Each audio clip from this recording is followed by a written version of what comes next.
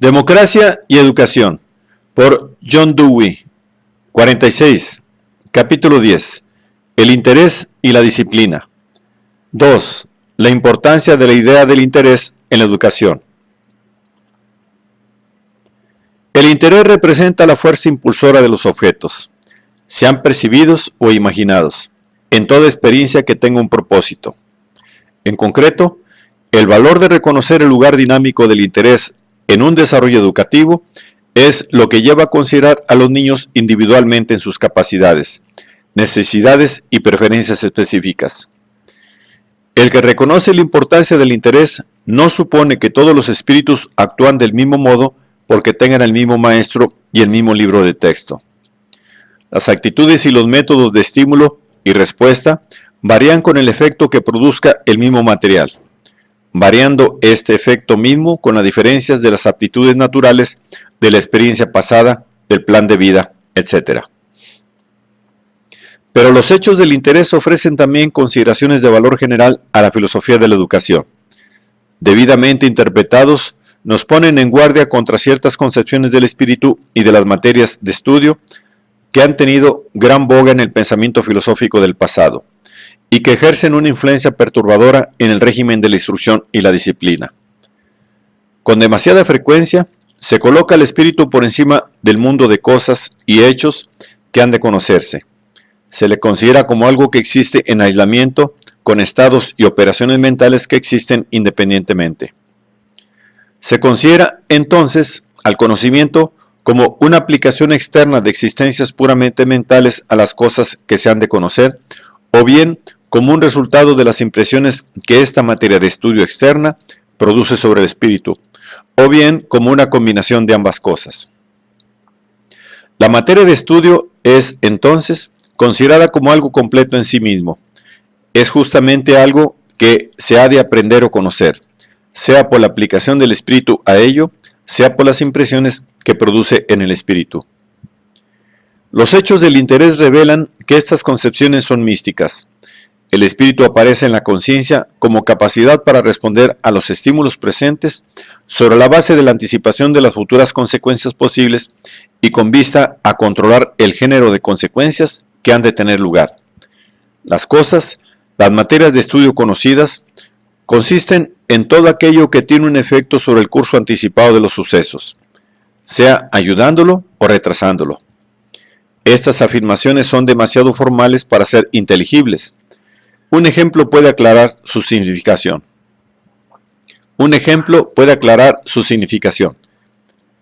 Vosotros os halláis dedicados a cierta ocupación. Por ejemplo, a escribir a máquina. Si sois expertos en ello, vuestros hábitos formados cuidan de los movimientos físicos y dejan en libertad a vuestros pensamientos para considerar vuestro tema. Supongamos, sin embargo, que no sois diestros o que, aun si lo sois, la máquina no funciona bien. Tendréis entonces que usar la inteligencia. No deseáis tocar las teclas al azar y dejar que las consecuencias sean como quieran. Deseáis componer ciertas palabras en un orden dado para que tengan sentido. Prestáis atención a las teclas, a lo que habéis escrito, a vuestros movimientos, a la cinta o al mecanismo de la máquina. Vuestra atención no está distribuida indiferente y heterogéneamente en todos y en cada uno de los detalles.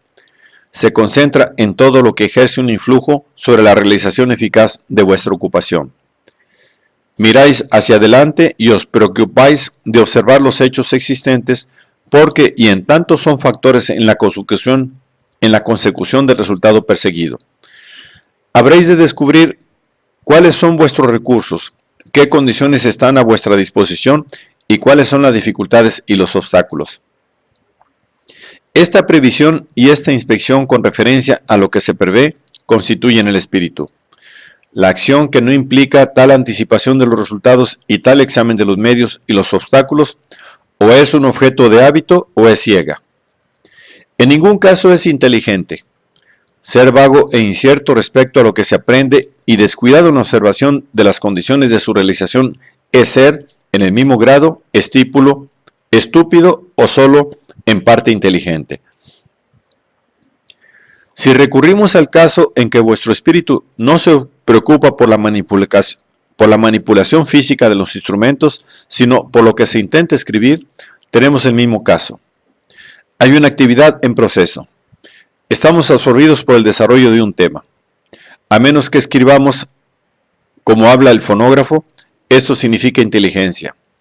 A saber, estar alerta para prever las diversas conclusiones a que tienden los datos y consideraciones presentes, junto con una observación y concentración continuamente sostenidas para dominar la materia que afecta a las conclusiones que han de alcanzarse. Toda la actitud es de preocupación respecto a lo que ha de ser y a lo que es, en tanto que esto último interviene en el movimiento hacia el fin. Si abandonamos la dirección que depende de la previsión de los resultados futuros posibles, no habrá inteligencia en la conducta presente. Habría una anticipación imaginativa, pero no una atención a las condiciones de que depende la realización, y habrá una autodecepción o un vago ensueño, una inteligencia abortiva. Si este ejemplo es típico, el espíritu no es un nombre para designar algo completo en sí mismo. Es un nombre para un plan de acción en tanto que está inteligentemente dirigido. Es decir, en tanto que intervienen en él aspiraciones y fines, con una selección de medios para lograr la consecución de los fines. La inteligencia no es una posesión peculiar que tiene una persona, pero una persona es inteligente en tanto que las actividades en que toma parte poseen las cualidades mencionadas. No son tampoco las actividades a que una persona esté dedicada, sea inteligente o no, propiedades exclusivas de ella. Son algo a lo que se dedica y comparte. Otras cosas, los cambios independientes de otras cosas y personas, cooperan y dificultan. El acto de un individuo puede ser inicial en el curso de unos acontecimientos, pero el resultado depende de la interacción de su respuesta con las energías ofrecidas por otros agentes. Concebid el espíritu como algo que no es un factor participando con otros en la producción de consecuencias y carecerá de sentido.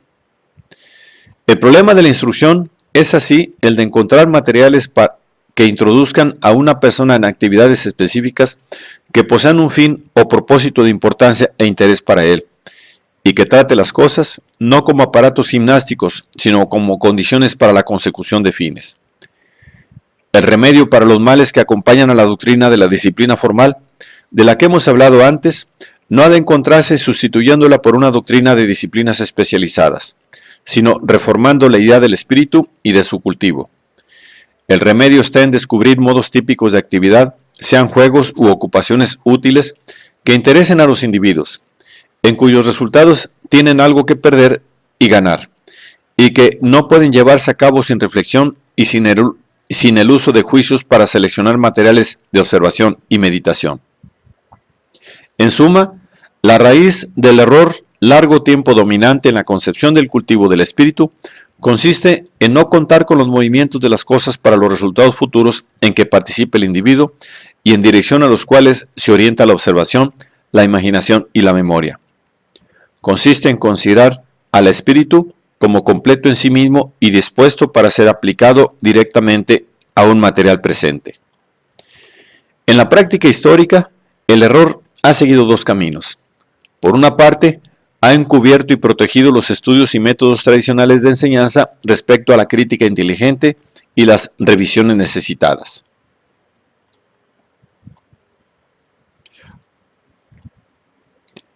Diciendo que son disciplinarios, los ha salvado de toda indagación. No ha sido bastante mostrar que no eran de utilidad alguna en la vida o que no contribuían realmente al cultivo del yo. El que fueran disciplinarios suprimía toda cuestión, resolvía toda duda y sacaba el tema del reino de la discusión racional. Por su naturaleza misma, la alegación no puede ser comprobada. Aun cuando la disciplina no aumentase en realidad, aun cuando los alumnos se desarrollaran sin aplicación y perdieran capacidad y autodirección inteligente, la falta se atribuía a ellos, no al estudio o a los métodos de enseñanza. Su fracaso no era sino la prueba de que necesitaban más disciplina y así ofrecía una razón para retener los antiguos métodos. La responsabilidad se transfirió del educador al alumno, porque el material no tenía que sufrir tests o pruebas específicas. No tenía que mostrarse que satisfacía ninguna necesidad particular o servía para algún fin determinado. Estaba destinado a disciplinar en general y si fracasaba en ello, era porque el individuo no estaba dispuesto a ser disciplinado. En la otra dirección, había la tendencia a una concepción negativa de la disciplina, en vez de identificarla con el desarrollo del poder constructivo de realización. Como ya hemos visto, la voluntad significa una actitud hacia el futuro, hacia la producción de posibles consecuencias, una actitud que supone el esfuerzo para prever clara y comprensivamente los resultados probables de los modos de actuar y una identificación activa con algunas consecuencias identificadas. La identificación de la voluntad o esfuerzo con la mera energía se produce cuando se forma un espíritu dotado de poderes que solo han de aplicarse al material existente. Una persona se aplicará o no a la materia que tiene entre manos. Cuanto más indiferente sea la materia de estudio, menos interés ofrece para los hábitos y preferencias del individuo y más se requiere un esfuerzo para que el espíritu se concentre en ella, y por tanto, mayor disciplina de la voluntad. Para este punto de vista, no es disciplinario atender el material porque se haya de hacer algo que interesa a la persona, ni aun si el resultado es un aumento deseable del poder constructivo. Solo es disciplinaria la aplicación por la aplicación misma, por el adiestramiento mismo. Esto es más probable que ocurra si la materia de estudio es menos atractiva, pues entonces no hay otro motivo. Se supone así que el reconocimiento del deber o el valor de la disciplina. El resultado lógico de esto se expresa con verdad literal en las palabras de un humorista americano. No importa lo que enseñes a un muchacho con tal de que no le agrade.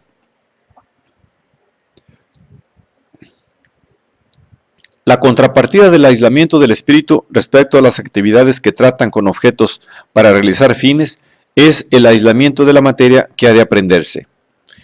En los esquemas tradicionales de educación, las materias de estudio equivalen a otros tantos materiales que han de ser estudiados. Las diversas ramas de estudio representan otras tantas ramas independientes, teniendo cada una dentro de sí, completos, sus principios de ordenación. La historia es uno de esos grupos de hechos, el álgebra otro, la geografía otro, y así sucesivamente hasta que ya hemos recorrido todo el programa. Teniendo una existencia ya hecha por sí mismos, su relación con el espíritu se agota en lo que ofrecen para adquirirse. Esta idea corresponde a la práctica convencional en la que el programa del trabajo escolar consiste durante días, meses y años sucesivos en estudios separados unos de otros y cada uno de los cuales se supone que es completo en sí mismo, al menos para los propósitos educativos. Más adelante dedicamos un capítulo a la consideración especial del sentido de las materias de enseñanza. En este lugar, solo necesitamos decir que, en contraste con la teoría tradicional, todo lo que la inteligencia estudia representa cosas en el papel que desempeñan desarrollando líneas activas de interés. Lo mismo que uno estudia su máquina de escribir como parte de la operación de ponerla en condiciones de producir resultados, así ocurre con todo hecho o verdad. Esta llega a ser un objeto de estudio, es decir, de indagación y reflexión, cuando figura como un factor con el que hay que contar en la complexión de un curso de sucesos en el que estamos comprometidos y cuyo resultado nos afecta. Los números no son objeto de estudio precisamente porque sean números que constituyen ya una rama del saber llamada matemáticas, sino porque representan cualidades y relaciones del mundo en que se realizan nuestras acciones, porque son factores de los que depende la consecución de nuestros propósitos. Expresada tan ampliamente, la fórmula puede parecer abstracta. Trasladada en pormenores, significa que el acto de aprender o estudiar es artificial e ineficaz en la medida en que se presenta meramente a los alumnos una lección que se ha de aprender. El estudio es eficiente en el grado en que el alumno comprende el lugar de la verdad numérica que está tratando de llevar a actividades que le interesan. Esta conexión de un objeto y un tema con el fomento de una actividad que tiene un propósito es la primera y la última de una teoría auténtica del interés en la educación.